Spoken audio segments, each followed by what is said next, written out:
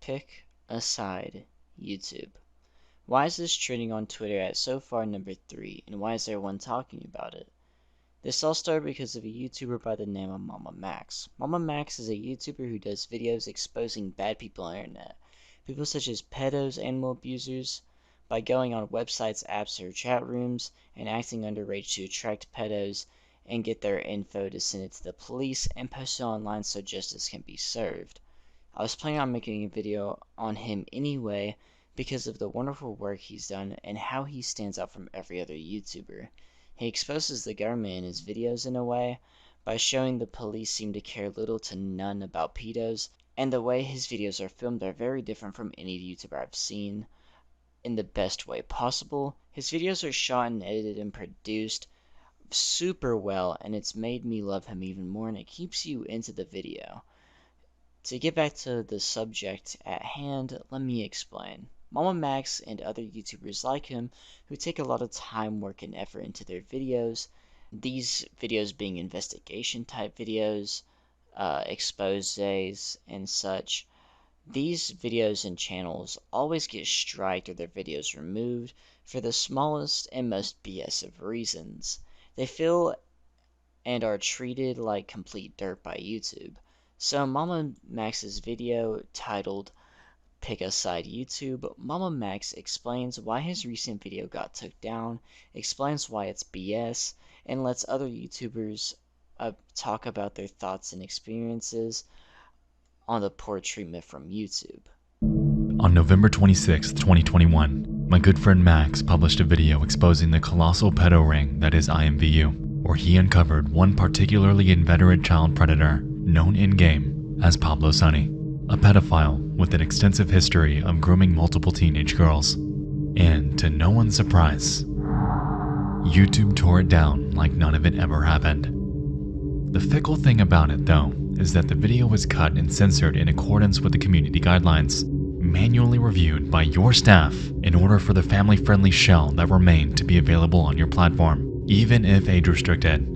I myself have personally seen the entire video, and there is not one timestamp you can find that does anything even remotely illicit, especially compared to the categorical obscenities that already plague YouTube.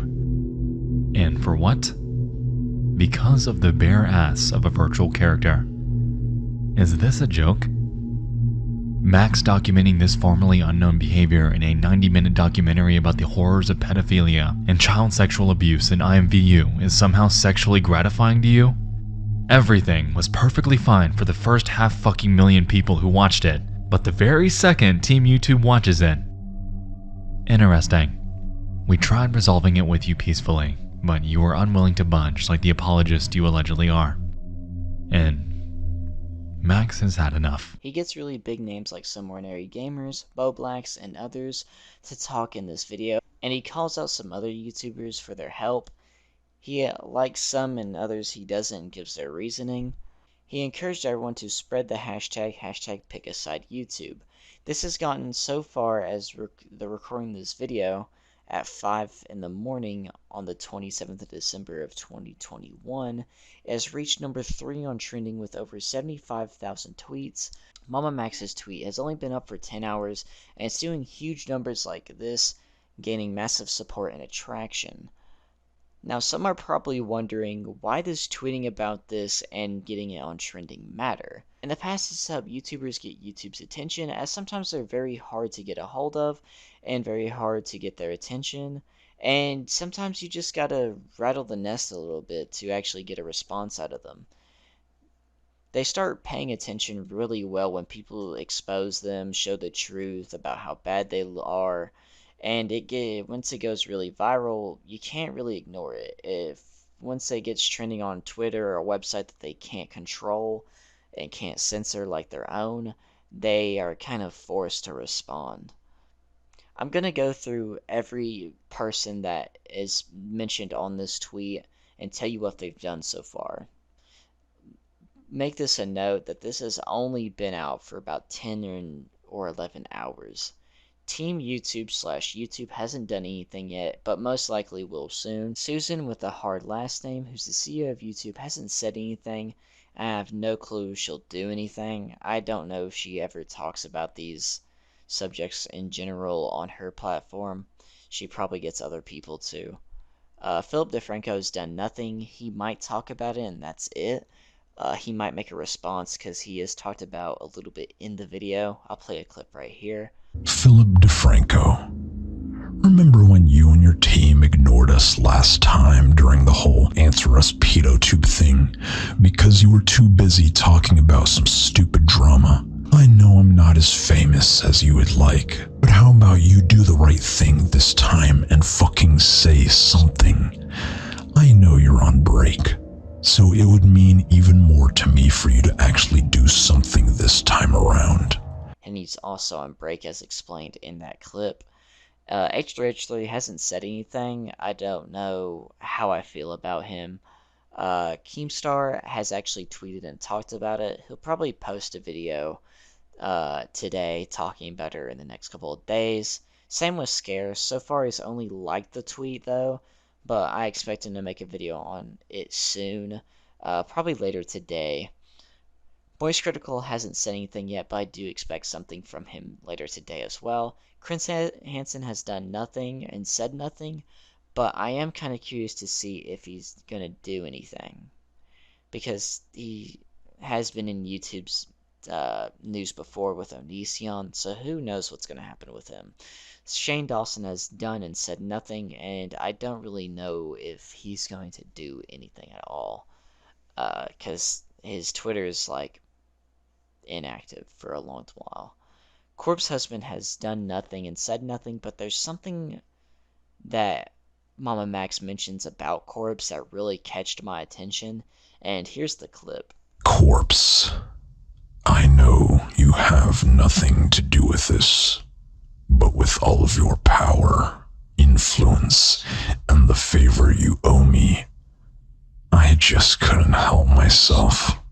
So, remember when you reached out after years of not speaking to me while I was at the hospital tending to my sick girlfriend, and you kept trying to rush me home to do you a huge favor, and then you threw me under the bus for something you did, and at the same time acted like you were taking full responsibility for it.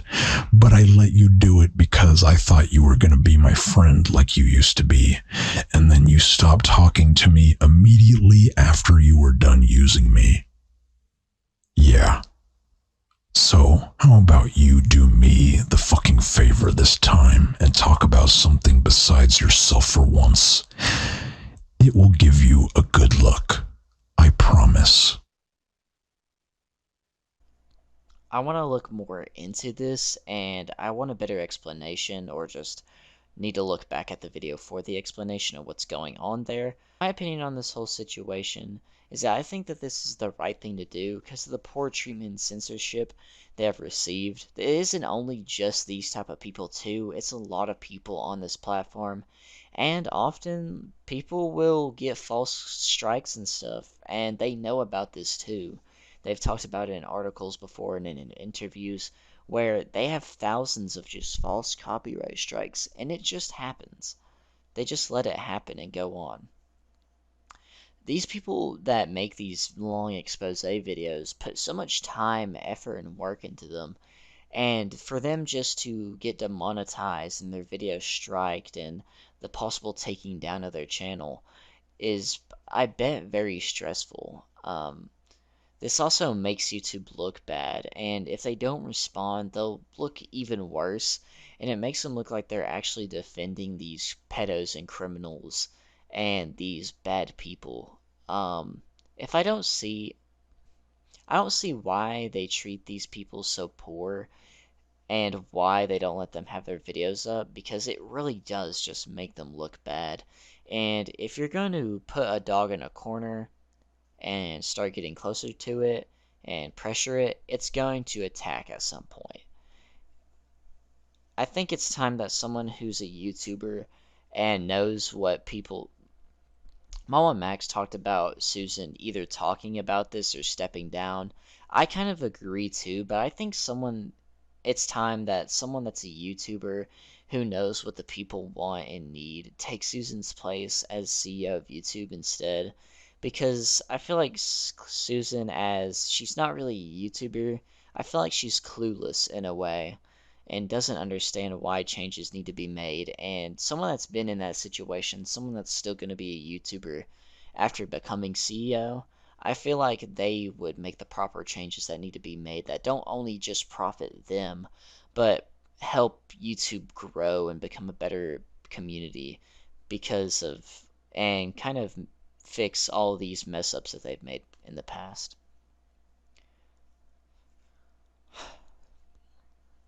So I actually do hope someone takes her place. Tell me what you think about this in the comments down below. Do you think YouTube will listen? Who will next YouTube CEO be? And is the tweets and such right or wrong? Who will respond out of that list and in what way? Like video or tweet or such? I'll link Max's tweet and video in the description so you can check those out.